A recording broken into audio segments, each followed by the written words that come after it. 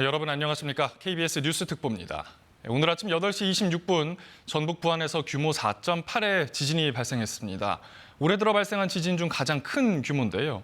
1시간 전쯤인 오후 1시 55분 규모 3.1의 지진이 발생하는 등 여진도 이어지고 있습니다.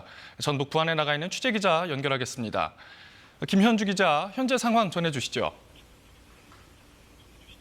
네, 저는 지금 전북 부안군 행안면 진동리에 나와 있습니다.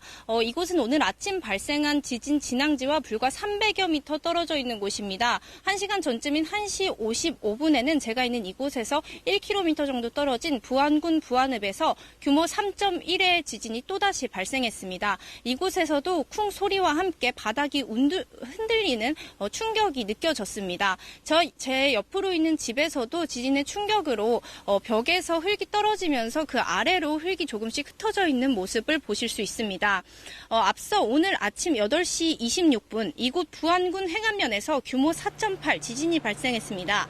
올해 들어 우리나라에서 발생한 지진 가운데 가장 규모가 큽니다.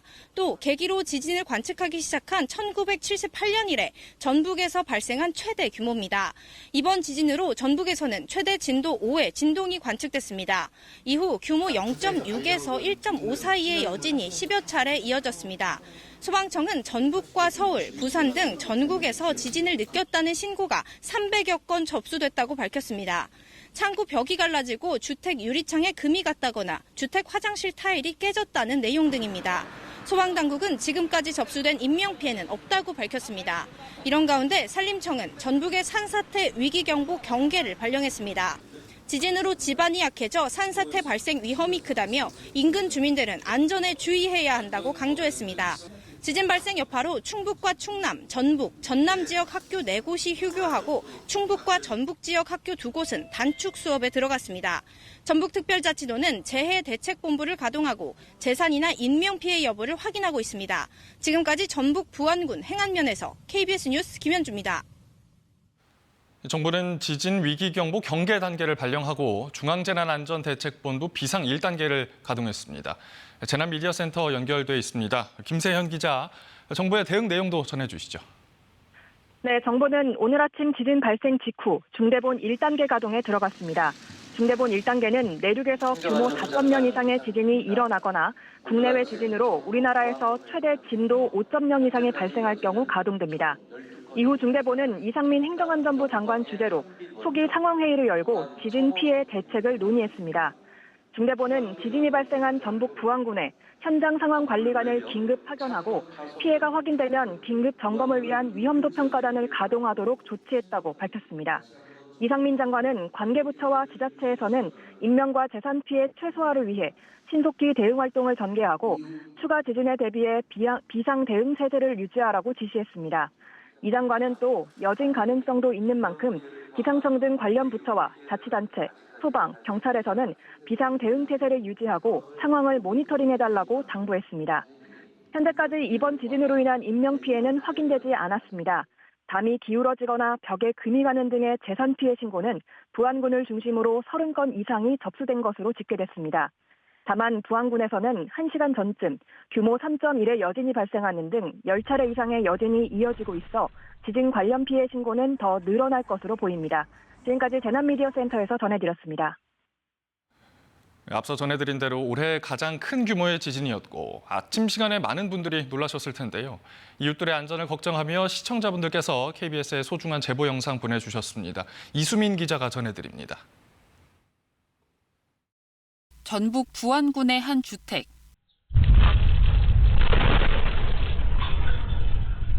큰 소리와 함께 땅이 요동치듯이 흔들립니다.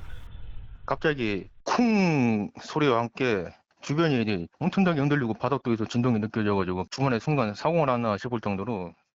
강한 진동에 놀란 고양이들이 갑자기 집 밖으로 뛰쳐나오는가 하면 부안군 인근 군산시에서는 학생들이 운동장으로 대피하는 소동도 벌어졌습니다. 지금 바로 학생들은 운동장. 한편 부안군과 떨어진 지역에서도 진동이 느껴졌다는 제보가 잇따랐습니다. 부산에서는 지진의 여파로 천장에 달린 조명이 흔들리기도 했습니다. 소파 앉으니까 바로 그 소파가 흔들리면서 저 식탁 위에 등이 흔들리더라고요. 제 아파트가 19층인데 그래서 그런가 몰라도 좀 진동이 심하게 느껴지더라고요. 이 밖에도 정읍과 전주, 대전뿐만 아니라 경기 수원과 안산 등 수도권에서도 이번 지진을 느꼈다는 제보가 이어졌습니다. KBS 뉴스 이수민입니다. 계속해서 전문가와 함께 더 자세한 내용 알아보겠습니다. 연세대학교 지구시스템과학과 홍태경 교수 나와 계십니다. 어서 오십시오.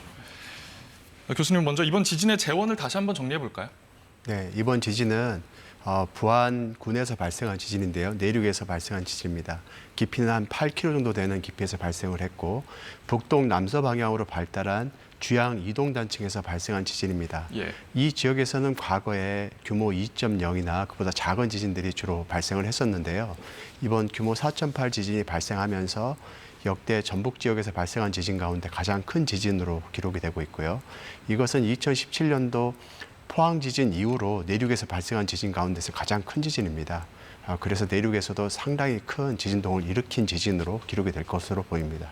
예, 아까 유감 신고도 많이 접수가 됐다고 이야기를 하고 이번에 상당히 넓은 지역에서 흔들림이 감지가 됐는데 진동이 가장 큰 지역은 어디였습니까? 예, 물론 진앙지가 있는 부안 일대가 제일 큰 지진동을 일으켰는데요. 예.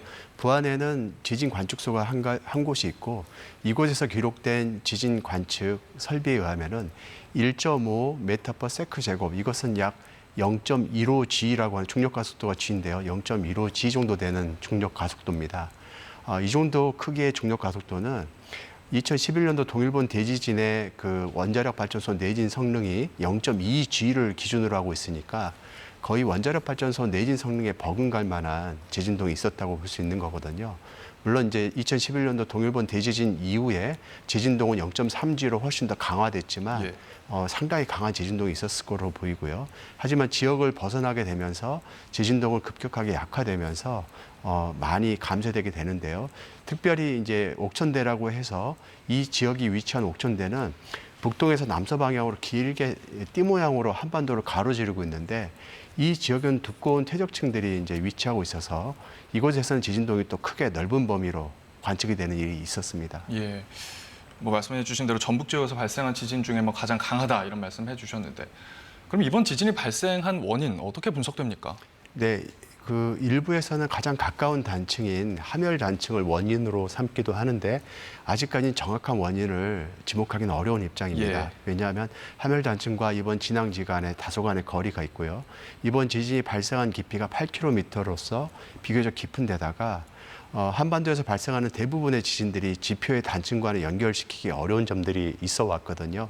그렇기 때문에 이번 지진도 지하에 감추어진 알려지지 않은 단층에서 발생했을 가능성이 높다라고 생각하고 있고 단층의 상태에 따라서는 추가적인 여진이나 혹은 더 큰 지진이 발생할 가능성도 완벽하게 배제하기 어려운 상황입니다. 예, 원인에 대해서는 계속해서 분석이 이루어져야 할 테지만 그렇다면 이번 지진이 갖는 특징이 있다면 무엇이 있겠습니까? 네, 이번 전북 지역, 부안 지역에서 발생한 지진인 경우에는 규모 2.0이거나 그보다 작은 지진들이 주로 발생해 왔습니다. 예.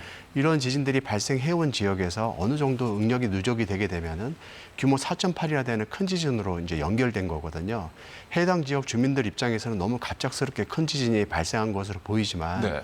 단층의 특성을 고려해 보면 작은 응력이라도 발생시키는 지진들이 발생한다는 것은 해당 지역에 이 지진을 유발하는 단층이 있다는 의미를 나타내는 거고요. 이 단층의 응력이 어느 정도 충분히 누적이 되게 되면 큰 지진으로 발현할 수 있다는 의미가 됩니다. 그래서 단층의 크기에 따라서는 보다 더 큰 지진이 발생할 가능성이 있다라는 또 교훈을 주고 있거든요. 그래서 한반도 어느 지역에서건 이제 작은 지진이라도 발생하게 된다면 각별한 관심을 가져야 되는 이유가 여기에 있습니다. 예, 1시간 전쯤에 규모 3.1의 여진이 발생하기도 했으니까요. 이번 진앙지 근처에 한빛 원전도 있습니다. 지금 정상 가동 중이고 이상이 없다고는 하지만 추가적인 대비가 필요할까요?